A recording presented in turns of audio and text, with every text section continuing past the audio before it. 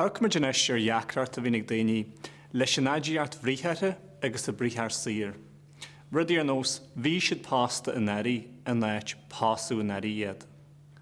Tá rud teagann sa teangaí ar dogamid aidíart bhríthete agus déala go leor aidíart eile, sé dhéanann an aidíart bhríthete ná go dogann sí stáid le festúin.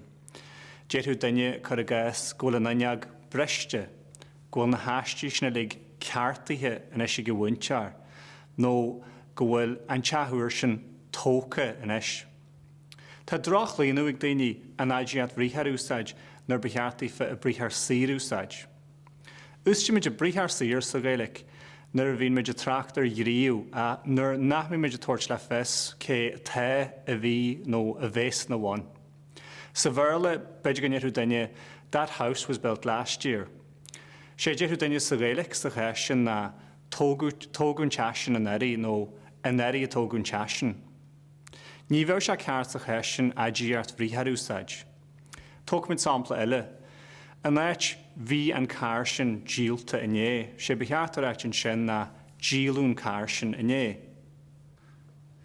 Gentan na féidirne, thoca leis an aidíart bhríthare brí eile ar fádach ar aniuil.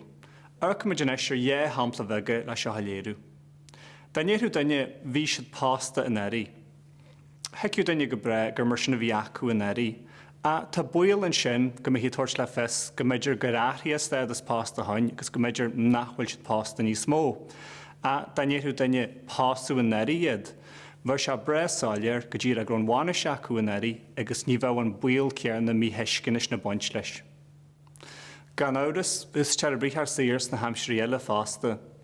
San amsir leithra chur a gás deirú daine gentar caici deasa sa teapasin, ní bíon caici deasa genta sa teapasin, nó agus méidir caint faoin am a róin beidir go nnéadú daine ceannathar an teasin go luath, ní ben teasin ceannaithe go luath.